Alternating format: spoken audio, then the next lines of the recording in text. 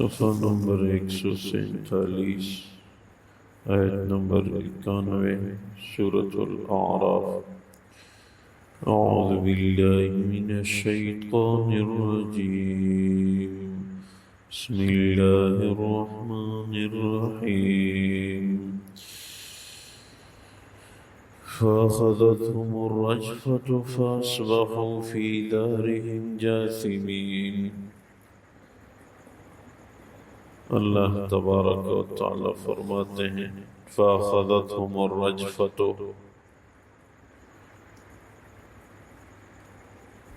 شعیب علیہ السلام کی قوم کو ایک جھٹکے نے پکڑا، فَأَصْبَحُوا فِي دَارِهِمْ جَاثِمِينَ، تو صبح کو اوندے منہ اپنے گھروں میں پڑے رہے۔ الذین کذبوا شعیبا کأن لم یغنوا فیہا، وہ لوگ جنہوں نے شعیب علیہ السلام کو جھٹلایا گویا کہ وہ ان گھروں میں بسے ہی نہیں۔ الذین کذبوا شعیبا کانوا هم الخاسرین، وہ لوگ جنہوں نے شعیب علیہ السلام کو جھٹلایا وہ خسارہ پانے والوں میں سے ہو گئے۔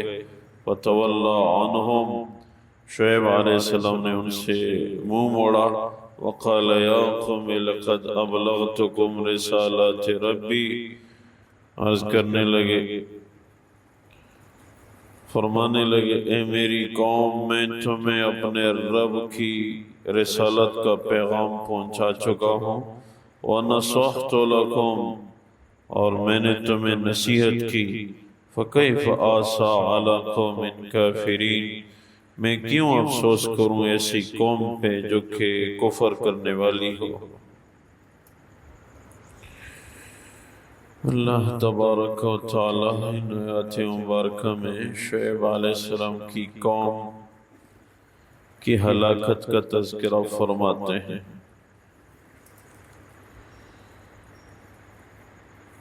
شعیب علیہ السلام کی قوم کے عذاب کے متعلق کئی روایات ہیں۔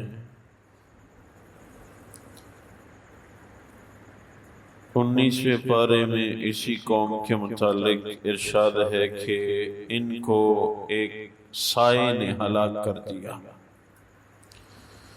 جس دن اوپر سے سایہ آیا تھا اس نے ان کو ہلاک کیا۔ سائے کی روایات یہ ہیں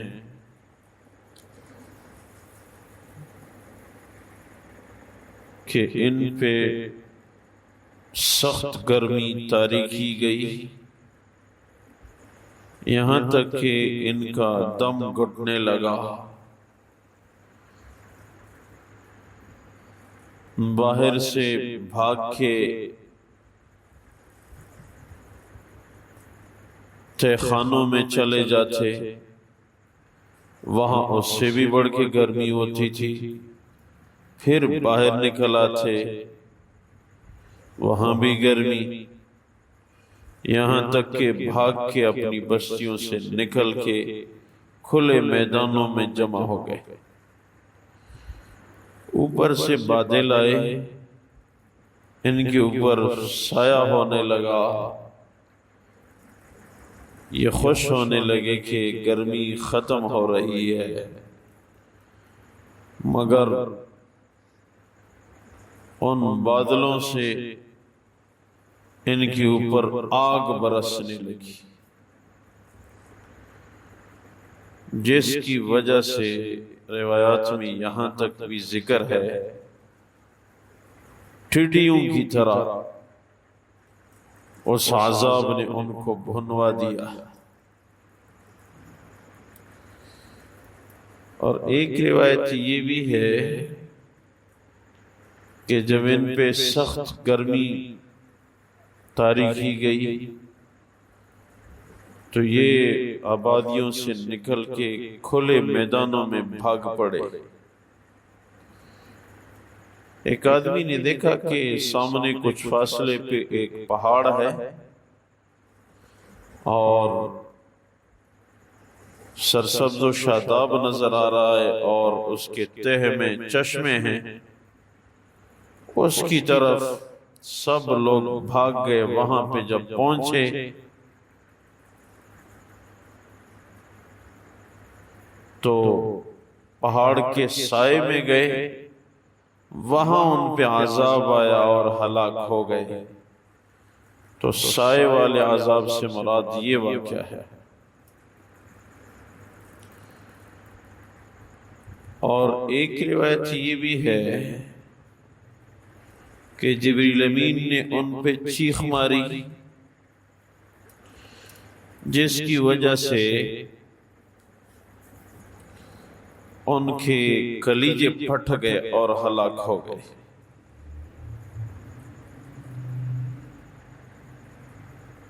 اور ایسے پڑے رہے جیسے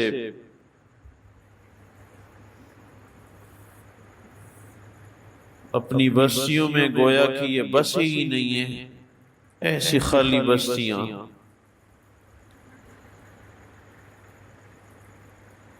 شعیب علیہ السلام نے ان سے اعراض کیا جب یہ دین کی دعوت، ایمان کی دعوت قبول نہیں کر رہے تھے۔ شعیب علیہ السلام نے فرمایا کہ میں نے تو ان کو پیغام رسالت پہنچا دیا ہے، میں نے ان کو نصیحت کی ہے، مگر یہ لوگ نہیں مانتے، تو میں کافر قوم پہ کیوں افسوس کروں کہ یہ عذاب کا شکار ہو گئے۔ اللہ تبارک و تعالی کی عجیب شان ہے کہ عذاب دینے پہ آ جائے تو ہر چیز اس کے تابع ہے۔ اور دیکھیں مختلف اقوام کو مختلف قسم کی سزائیں دی گئی۔ شاید انسان اس عذاب سے عبرت حاصل کر لے، شاید اس عذاب سے سمجھ میں اس کو بات آ جائے۔ یہ گزشتہ اقوام کا تذکرہ برائے نصیحت ہے، کیونکہ انسان دیکھ کے عبرت حاصل کر لیتا ہے۔ اور پھر یہ تو دنیا کا عذاب تھا، آخرت کے عذاب کا کیا حال ہوگا۔ ہمارے تفسیر کے اساتذہ فرمایا کرتے تھے بالفرض اگر کسی کو دوزخ کی آگ سے نکال کے دنیا کی آگ میں پھینکا جائے تو وہ سو جائے گا۔ دنیا کی آگ دوزخ کی آگ کے مقابلے میں اتنی کمزور اور ضعیف ہے کہ دوزخی اس میں سو جائے گا کہ مجھے تو راحت ہی راحت ہے۔ روایت میں کہ دوزخ کی آگ 1000 برس جلائی گئی، سفید تھی، تو 1000 برس جلانے کے بعد سرخ ہو گئی، پھر 1000 برس جلائی گئی تو سرخ ہونے کے بعد کالی ہو گئی۔ اب دوزخ کی آگ کالی ہے، اس میں روشنی کی صفت بھی نہیں ہے۔ روایت میں ہے کہ دوزخ اتنی گہری ہے کہ اتنی بڑی چٹان جس کا وزن 10 اونٹوں کے برابر ہو، اگر دوزخ کے اوپری حصے سے اس کو چھوڑ دیا جائے تو 2 روایتیں ہیں۔ ایک روایت ہے کہ 40 سال میں تہ تک پہنچ جائے گا، ایک روایت ہے کہ 70 سال میں وہ چٹان تہ تک پہنچ جائے گی۔ یہ ساری کی ساری جگہ کالی آگ سے بھری ہوئی ہے۔ دونوں روایتیں صحیح، کوئی جگہ کم گہری ہوگی کم جرم کرنے والوں کے لیے، کوئی جگہ زیادہ گہری ہوگی بڑے مجرموں کے لیے۔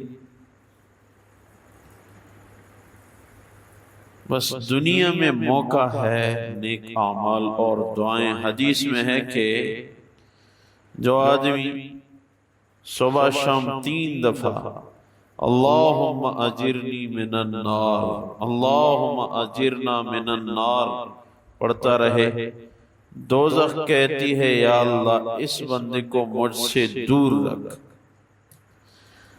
اور جنت کے متعلق حدیث ہے کہ جو آدمی صبح شام 3 دفعہ اللہم ادخلنی فی الجنہ، اللہم ادخلنا فی الجنہ، ادخلنی فی الجنہ، یا اللہ مجھے جنت میں داخل فرما، اللہم ادخلنا فی الجنہ، یا اللہ ہمیں جنت میں داخل فرما۔